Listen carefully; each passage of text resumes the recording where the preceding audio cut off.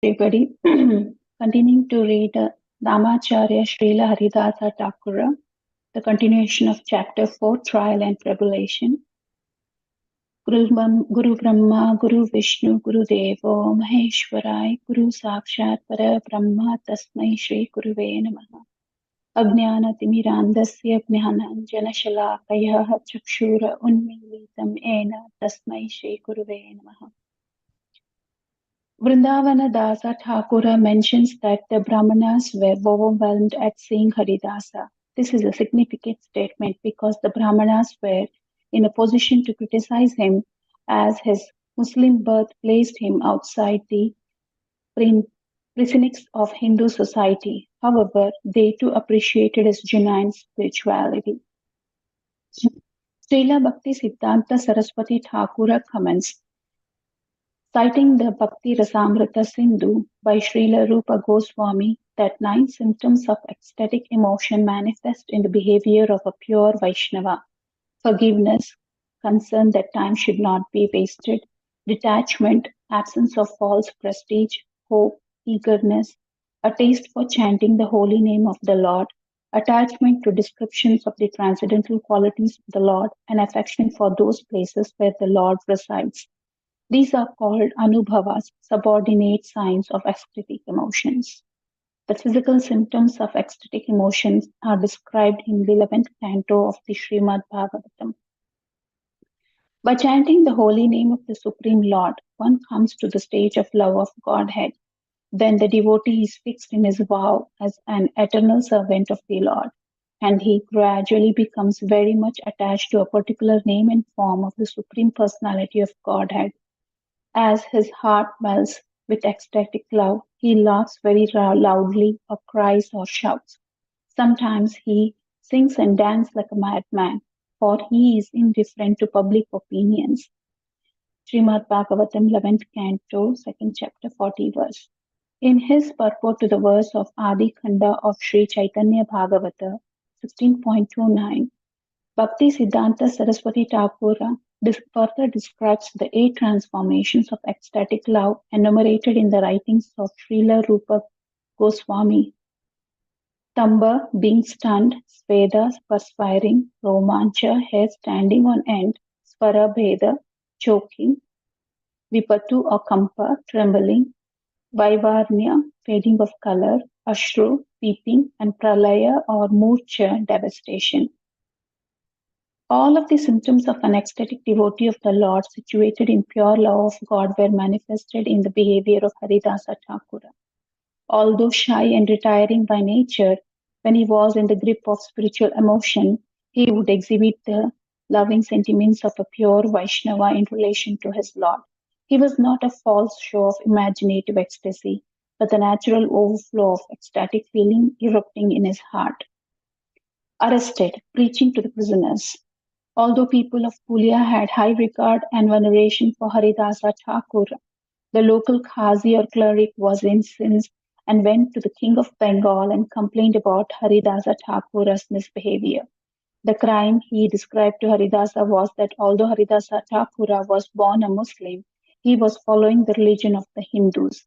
The king, feeling hostility for such an aberration and at the urging of the Qazi, immediately had Haridasa arrested and imprisoned. The residents of Pulia felt remorse upon receiving his news and lamented their loss very bitterly, as they fully expected that Haridasa Thakura would be persecuted or even killed for his activities. Haridasa was placed in prison like an ordinary criminal, but amongst the prisoners were many pious persons who were joyful at the prospect of getting the association of a Mahabhagavata like Haridasa. They persuaded the guards to let them have the audience of the great soul, thinking that their miseries would be dissipated by his presence. When Haridasa arrived in their company, he glanced at them with compassion and mercy. Haridasa Thakura's presence was spiritually powerful, charismatic, and he was extremely handsome.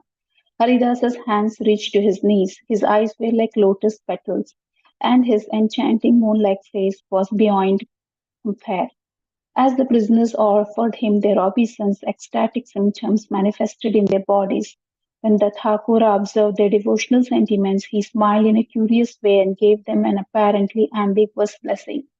Stay there, stay as you are now, or as Professor Sanyal translates it, may you continue to remain in your present condition. Srila Bhakti Siddhanta Saraswati Thakura explains the smiling of Haridasa Thakura in his commentary. The smile was a confidential blessing in disguise.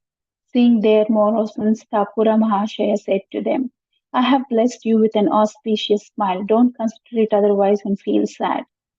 Upon hearing this mysterious benediction, the prisoners became depressed, not understanding the Thakura's intention. Haridasa Thakura, seeing their distress, offered them reassurances.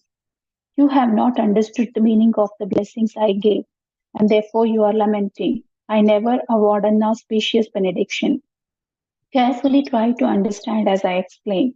As your minds are presently fixed on Krishna, let them stay that way forever. Now you can all together constantly chant the name of Krishna and think of Krishna. Here you have no envy or trouble from others, so you can humbly chant and think of Krishna. Otherwise, if you again return to material enjoyment by bad association, you will forget everything about Krishna. One cannot achieve love for Krishna as long as he is engaged in sense gratification. You should know for certain that Krishna is far away from such persons. The mind that is absorbed in material enjoyment is a great disturbance. Attachment for wife and children are the binding ropes of illusion that lead to death. If by providence a fortunate person achieves the association of a devotee, he gives up his attachment for material enjoyment and worship Krishna. In conclusion, the nature of material enjoyment is that one makes the same mistake again and again. Therefore, I did not mean stay in prison, but rather stay free from thoughts of material enjoyment and always chant the name of Hari. Do not even slightly lament that I gave you this blessing in an ambiguous way. I glance mercifully on all living entities. May you all have firm devotion for Lord Krishna. Don't worry, I guarantee a householder or an ancient, whether you are, whatever you are, don't forget these instructions at any cost. Stop here and we'll summarize for the today's reading. So as even the Brahmanas started having um, nice feeling towards Haridasa, and the people of the city Pulia also got attached to Haridasa, even though he was born as a Muslim and was practicing Vaishnava. Srila Bhaktisiddhanta Saraswati Thakur cites about the nine signs and symptoms of ecstatic emotions, which were manifested even Haridasa Thakura too. But one can use these nine symptoms as a comparison for one's spiritual growth and to see where are one standing in the path of devotion. And these anubhavas are the subordinate sides. Actually, they are not the exact, complete ecstatic signs of complete pure Vaishnava. They are the subordinate signs. One can compare to see whether we have those qualities inbuilt within us, such as one of the major thing is having forgiveness character. We don't get easily enraged and keep the grudges within, and having the quality of forgiveness, then seeing that we are not wasting the time, feeling for that wastage of single moment of time going in the material, in serving the material nature or for any other purpose other than chanting the Lord's name. Srila Bhaktivedanta Saraswati Thakura describes those 8 transformations of the ecstatic love, which Haridasa has, in which Haridasa has been seen. These ecstatic natures are only seen in very pure devotees of highly qualified Vaishnava.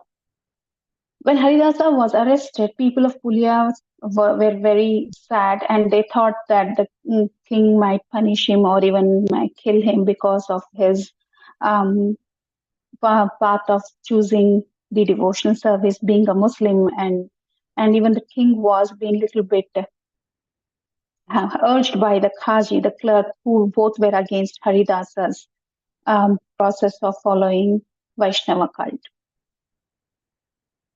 The residents of these puliyas were very, very sad when Haridasa was arrested. But even when Haridasa was placed in a prison, there also, by the association of Haridasa, the prisoners were also moved upon by some of the pious people were there in the prisons, and they took this opportunity of associating with Haridasa. And when Haridasa saw their um, devotional service, he started blessing them. And the way he blessed was just he gave a blissful smile and he said, "Stay wherever you are and whatever you are like." But people the common people were not able to understand what did he mean by, and they took it in a different way and made them feel very sad. But later, Haridasa, after understanding their feelings, then he gave the clarification of saying what did he mean by stay wherever you are and whatever you are is. Like he said, he tried to explain them the conditions and the environment is suitable for you guys to perfect perform the devotional service, because in prison, since they are being isolated from the material worldly enjoyment, it's the right time for them to focus on the devotional service, which will help them to focus on the Lord's name.